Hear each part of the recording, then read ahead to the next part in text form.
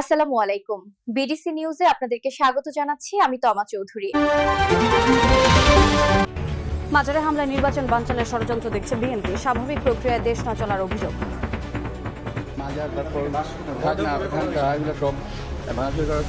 এগুলো আসলে বিচ্ছিন্ন কিছু না। নির্বাচনটা সামনে রেখে এই ধরনের আরো অনেক কিছু সামনে আপনারা দেখতে পাবেন, যাতে নির্বাচনটা না হয়।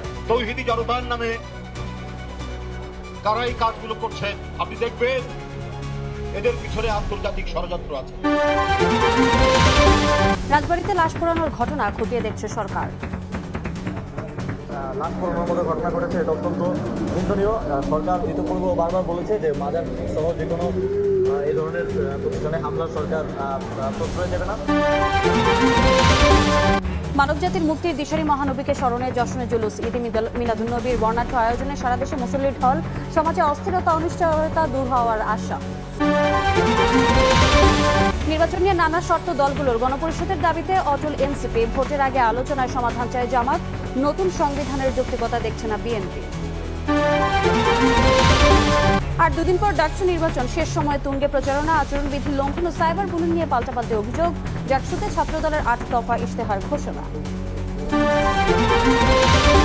লক্ষ্মীপুরে নিয়ন্ত্রণ হারিয়ে যাত্রীবাহী বাস খালে, নিহত অন্তত ৫ জন, আহত ১৫ জন বিভিন্ন হাসপাতালে ভর্তি। এবং একই পদে বাংলাদেশের পারিশ্রমিক ১ লাখ আর ভারতীয় কর্মকর্তার ২৫ লাখ টাকা।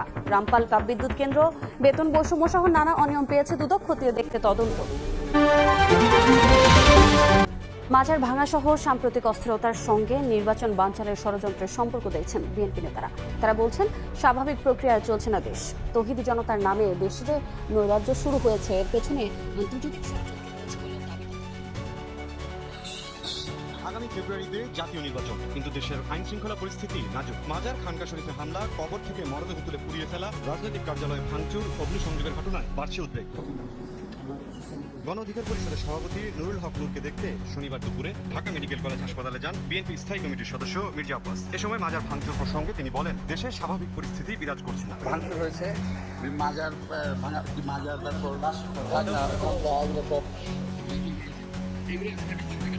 তারপর সামনে রেখে এই ধরনের আরো অনেক কিছু সামনে আপনারা দেখতে পাবেন, যাতে নির্বাচনটা না হয়। এটা সঙ্গে চাচ্ছি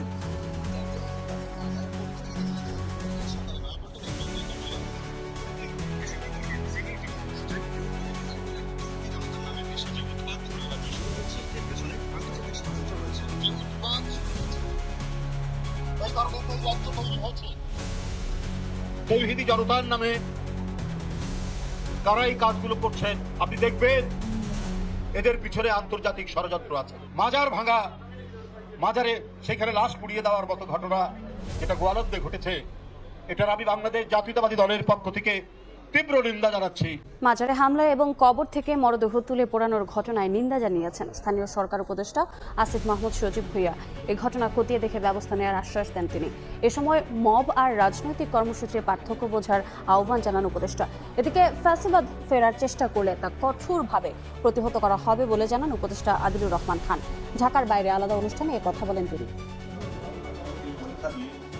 শনিবার সকালে রাজধানীতে শেরেবাংলা কৃষি বিশ্ববিদ্যালয়ের অডিটোরিয়ামে পিডিবিএফ এর অনুষ্ঠানে যোগ দেন স্থানীয় সরকার উপদেষ্টা আসিফ মাহমুদ সজীব ভুইয়া। প্রধান অতিথির বক্তব্যে দেশে ঘটে যাওয়া সাম্প্রতিক সহিংসতা নিয়ে প্রতিক্রিয়া জানান তিনি। রাজবাড়ীতে পোড়ানোর ঘটনা নিন্দনীয় মন্তব্য করে বলেন, মব এবং রাজনৈতিক কর্মসূচির মধ্যে পার্থক্য বুঝতে হবে। লাশ পোড়ানোর মতো ঘটনা ঘটেছে, এটা অত্যন্ত নিন্দনীয়। সরকার ইতিপূর্বে বারবার বলেছে যে মাজার সহ যে কোনো এই ধরনের প্রতিষ্ঠানে হামলা সরকার প্রশ্রয় দেবে না। নির্বাচন প্রসঙ্গে স্থানীয় সরকার উপদেষ্টা বলেন, যেসব মহল ডিসেম্বরে নির্বাচন চেয়েছিল, এখন তারাই আবার ভোট পেছানোর ষড়যন্ত্র করছে। যারা ডিসেম্বরে ইলেকশন চেয়েছিল বা বিভিন্ন সময় ইলেকশনের দাবি করেছে, তাদের অনেকেই আবার এখন ইলেকশন চাচ্ছে না, কিংবা ইলেকশন পিছানো, নির্বাচন পিছানোর নানা ষড়যন্ত্রে জড়িত হচ্ছে। এটা কেন হচ্ছে তাও খুব স্পষ্ট যে আওয়ামী লীগকে ফিরিয়ে একটা ইনক্লুসিভ ইলেকশন করার পরিকল্পনা তাদের মাথায় ছিল, যার কিন্তু তারা এখন দেখতে পাচ্ছে যে ফেব্রুয়ারিতে যে ইলেকশন হতে যাচ্ছে, সেখানে ফ্যাসিবাদীদের অংশগ্রহণ করার সুযোগটা থাকছে না বলে তাদের এখন মাথা নষ্ট হয়ে গেছে। লাখ মুসল্লির অংশগ্রহণে চট্টগ্রামে হয়ে গেল যশনে জুলুসের বর্ণাঢ্য র্যালি। বিশ্বনবীর পৃথিবীতে আগমন উপলক্ষে আঞ্জুমানের রহমানিয়া আহমদিয়া সুন্নিয়া ট্রাস্টের আয়োজনে পরিণত হয় জনসমুদ্রে। রাজনৈতিক স্থিতিশীলতার পাশাপাশি বিশ্ব শান্তি প্রতিষ্ঠায় রাসূলের আদর্শ অনুসরণের আহ্বান জানান ইসলামী চিন্তাবিদরা।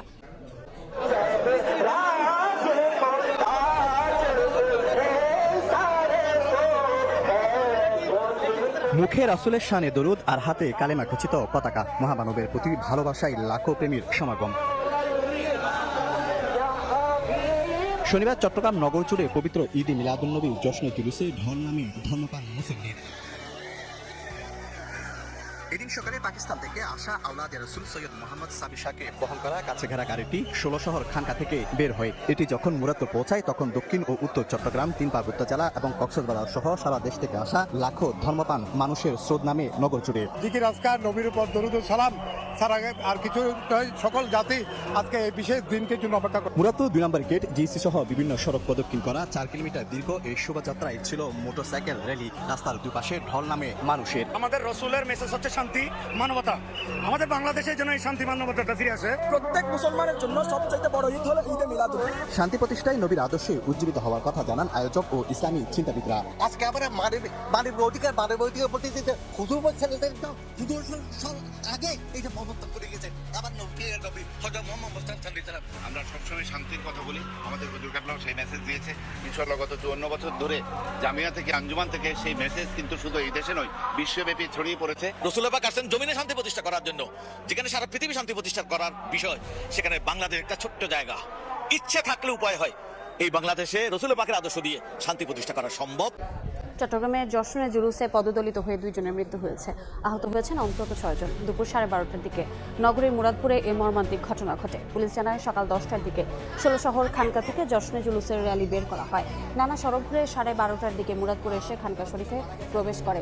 এ সময় মানুষের ঢল নামে। গাদাগাদির কারণে চাপা পড়ে 2 জনের মৃত্যু হয়, আহত হন অন্তত 6 জন। নিহত সাইফুল আলমের বাড়ি নগরীর কালামিয়া বাজারে, আর আইয়ুবের বাড়ি পটিয়া উপজেলায়। আহতদের চট্টগ্রাম মেডিকেলে চিকিৎসা দেওয়া হচ্ছে। জাতীয় নির্বাচন নিয়ে রাজনৈতিক দলগুলো ইতিবাচক হলেও নানা শর্তের বেড়াজালে দেখা দিয়েছে সংশয়। এনসিপির দাবি, জাতীয় নির্বাচনের আগে নতুন সংবিধান প্রণয়নে লাগবে গণপরিষদ ভোট। জামাত বলছে নির্বাচনের আগে সমাধান হোক গণপরিষদ ইস্যু। যদিও দল দুটির কোনো দাবিরই যৌক্তিকতা দেখছে না বিএনপি, বরং নানা ইস্যু তৈরি করে নির্বাচন পেছানো ও বিশৃঙ্খলা সৃষ্টির ষড়যন্ত্র হিসেবে দেখছেন দলটির স্থায়ী কমিটির সদস্য ইকবাল হাসান মাহমুদ টুকু। অভ্যুত্থান পরবর্তী নতুন বাংলাদেশে আর যেন কোনো শাসক স্বৈরাচার হয়ে উঠতে না পারে, এজন্য দাবি ওঠে নতুন সংবিধানের। কিন্তু অন্তর্বর্তীকালীন সরকার সেই পথে হাঁটেনি। তারা সংবিধান প্রণয়নের পরিবর্তে সংস্কারের পথ বেছে নেয়। রাজনৈতিক দলগুলোর সঙ্গে আলাপ আলোচনার মধ্য দিয়ে চূড়ান্ত সংস্কার প্রস্তাবনাও তৈরি করেছে জাতীয় ঐকমত্য কমিশন, যা পরিচিত জুলাই সনদ নামে।